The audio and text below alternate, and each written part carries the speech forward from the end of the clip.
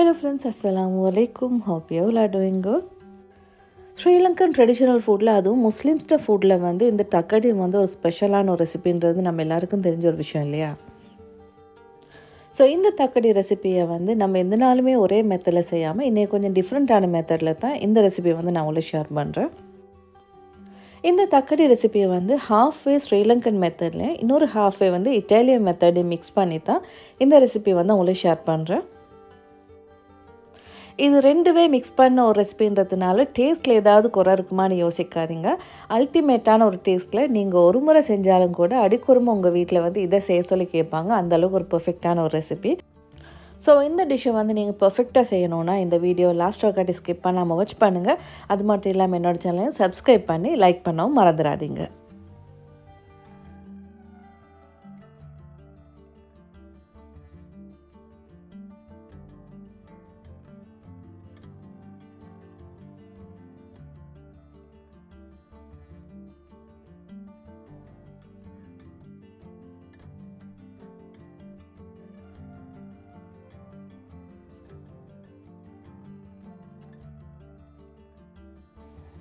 நம்ம ஸ்ரீலங்கன் மெத்தடில் தக்கடி செய்யும்போது நம்ம முதலாவது கறியை தான் ரெடி பண்ணுவோம் இல்லையா?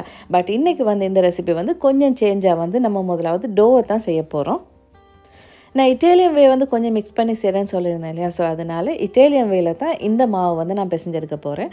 ஸோ அதுக்கு நம்மளுக்கு தேவையானது வந்து இந்த மாதிரி கொஞ்சம் பெரிய சைஸில் வந்து 2 கிழங்கு எடுத்துக்கொள்ளணும். ஸோ இந்த ரெண்டையுமே வந்து கொஞ்சம் உப்பு சேர்த்து நல்லா பாயில் பண்ணி எடுக்கணும். நீங்கள் இதை பாயில் பண்ணாலும் சரி, அப்படி இல்லாட்டி நீங்கள் ஸ்டீம் பண்ணி எடுத்தாலுமே ஓகே தான்.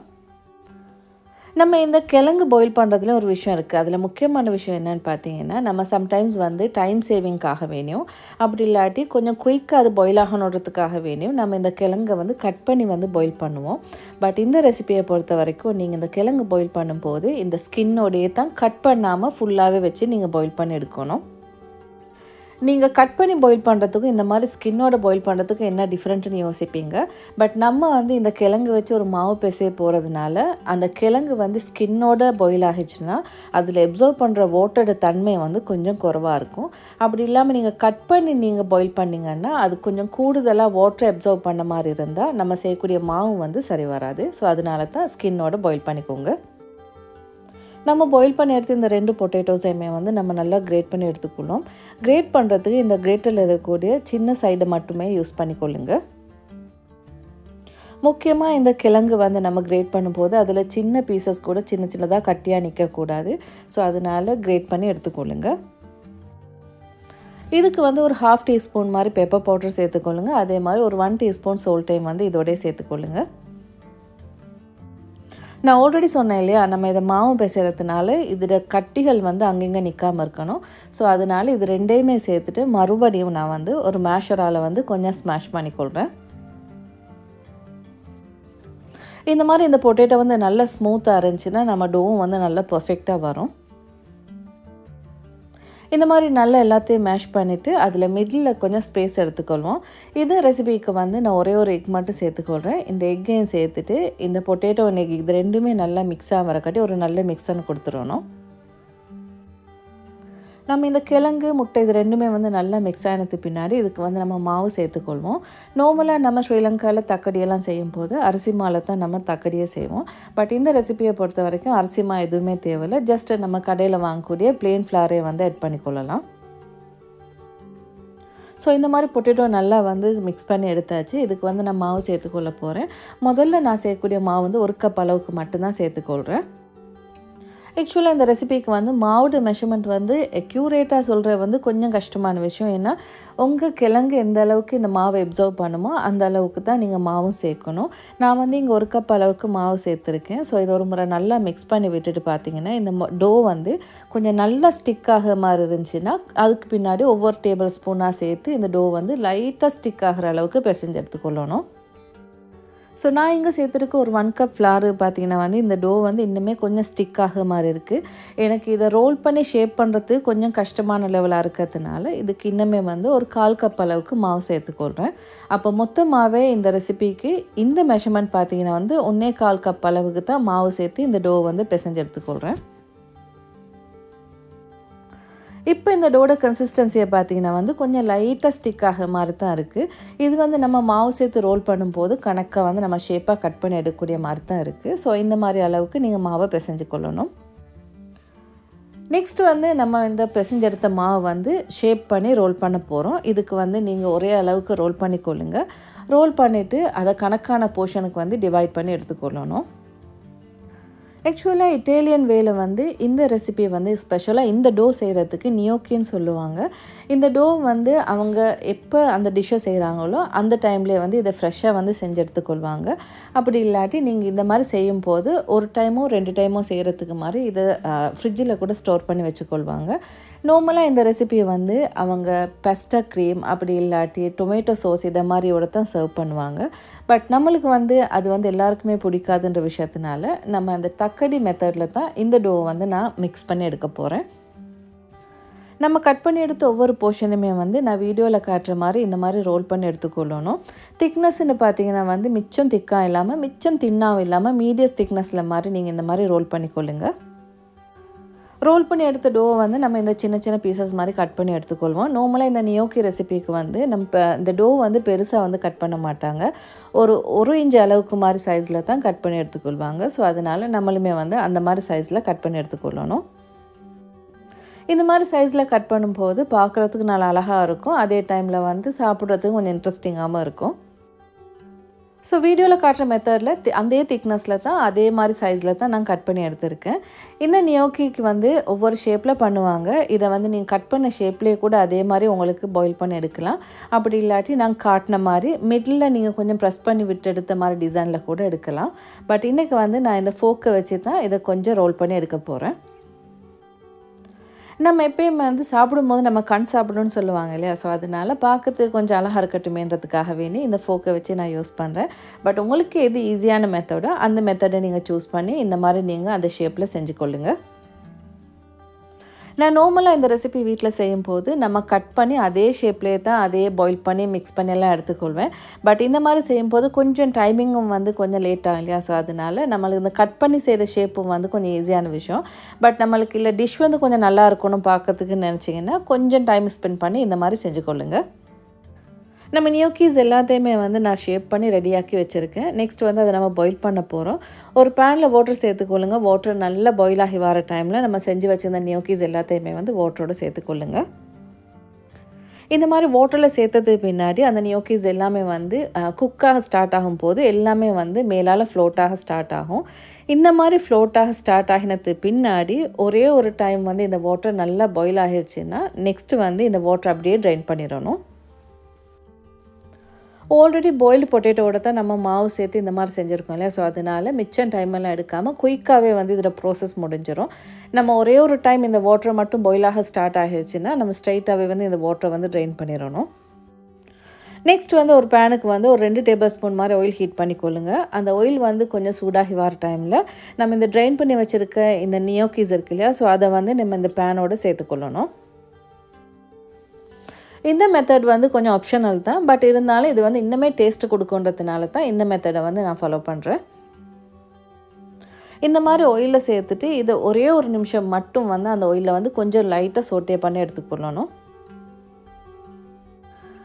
இந்த மாதிரி நியோக்கீஸை வந்து நம்ம ஃப்ரீசரில் கூட ஃப்ரீஸ் பண்ணி வைக்கலாம். நம்ம ஃப்ரீஸ் பண்ணுறதா இருந்தால் இந்த மாதிரி பாயில் பண்ணுறதுக்கு முன்னாடி நம்ம ஃப்ரெஷ்ஷாக ஷேப்பெல்லாம் பண்ணியிருந்தோம் இல்லையா? ஸோ அந்த டைமில் வந்து ஒரு ஜிப்லாக் பேக்கில் போட்டு நீங்கள் ஃப்ரீசர் பண்ணிட்டீங்கன்னா உங்களுக்கு நினச்ச உடனே வந்து இதை குயிக்காக செய்கிறதுக்கு ஈஸியாக இருக்கும்.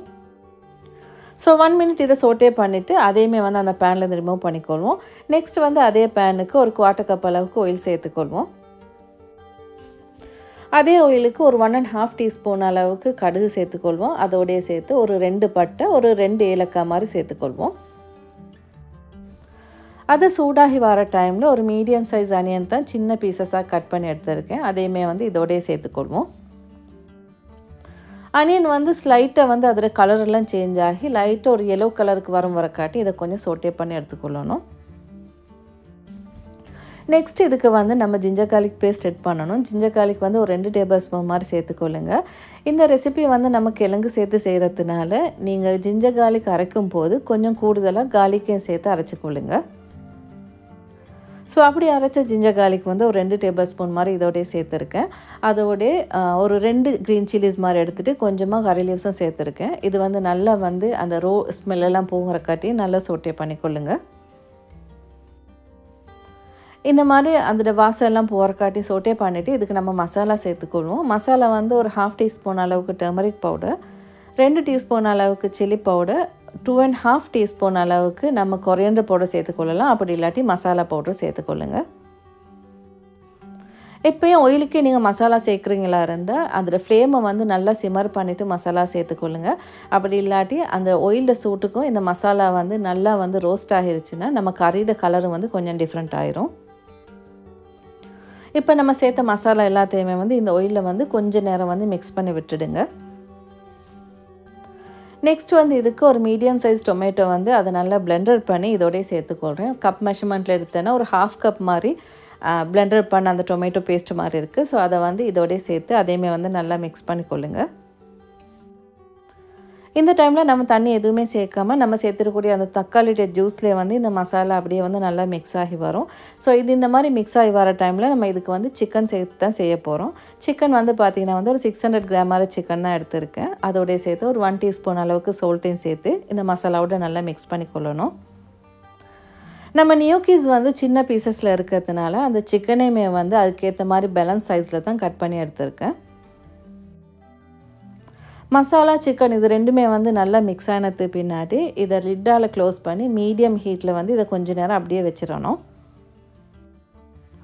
இந்த டைமில் கூட நம்ம வாட்டர் எதுவுமே சேர்க்காமல் அந்த சிக்கனில் இருக்கக்கூடிய வாட்டர்லேயே வந்து அந்த மசாலா எல்லாம் நல்லாவே பிறண்டு நல்லா குக் ஆகி வரும்.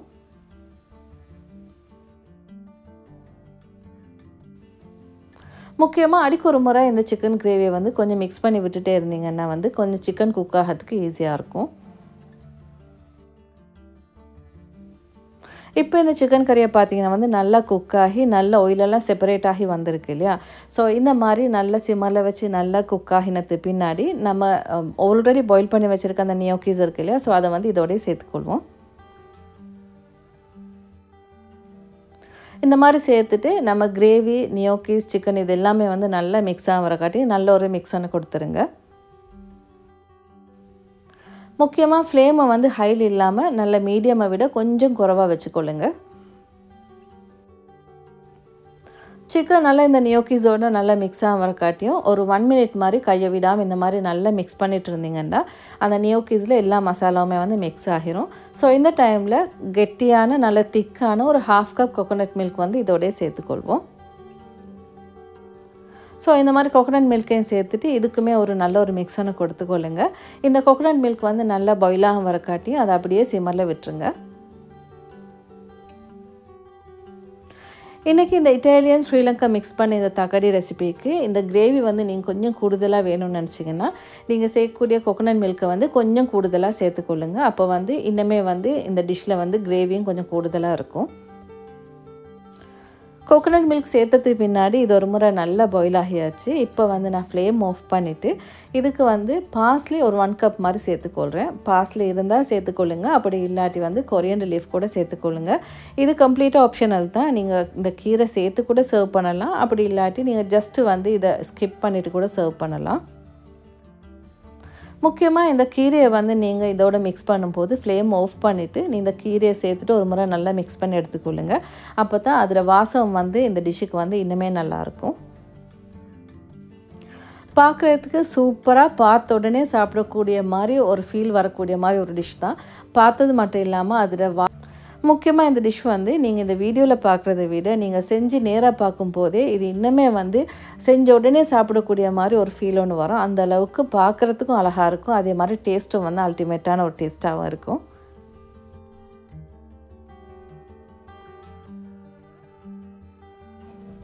நம்ம எப்பயுமே ஒரு விஷயத்த ஒரே மெத்தடில் ட்ரை பண்ணுறதை விட நம்ம இந்த மாதிரி கொஞ்சம் டிஃப்ரெண்ட்டாக ஒரு மெத்தடில் ட்ரை பண்ணும்போது செய்கிற நம்மளுக்கும் இன்ட்ரெஸ்ட்டாக இருக்கும். அதே டைமில் வீட்டாக்கள் சாப்பிடும்போது அதுவும் ஒரு டிஃப்ரெண்ட்டான ஒரு மெனுவாக வந்து அவங்களுக்கு போய் சேரும் இல்லையா.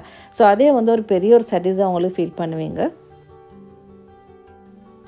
இன்றைக்கான மெஷர்மெண்ட்டில் ஒரு 4 பேர் தாராளமாக சாப்பிடக்கூடிய மாதிரி தான் இந்த டிஷ் வந்து செஞ்சுருக்கேன். ஸோ உங்கள் ஃபேமிலியை பொறுத்து நீங்கள் இதுக்கான ஜாஸ்தியாக செய்யணுமா குறைச்சி செய்யணுமான்றது வந்து நீங்கள் மெஷர் பண்ணி செஞ்சுக்கொள்ளுங்க. நம்ம ஸ்ரீலங்கன் மெத்தட், இட்டாலியன் மெத்தட் ரெண்டுமே மிக்ஸ் பண்ணி செஞ்ச இந்த தக்காளி வந்து பர்ஃபெக்டாக அழகாக வந்திருக்கு. அது மட்டும் இல்லாமல் அதோட டெக்ஸ்சர் அந்த டேஸ்ட் எல்லாமே வந்து 100% பர்ஃபெக்டாக வரும். ஸோ கட்டாயமாக இதை உங்கள் வீட்டில் ட்ரை பண்ணி பாருங்கள். எல்லாருமே டிஃப்ரெண்ட்டான ஒரு ஃபீலோடு என்ஜாய் பண்ணி சாப்பிடுவாங்க. அது மட்டும் இல்லாமல் உங்களுக்கு இந்த ரெசிபியை வந்து அடிக்கொருக்க செய்யவும் தேவைப்படும்.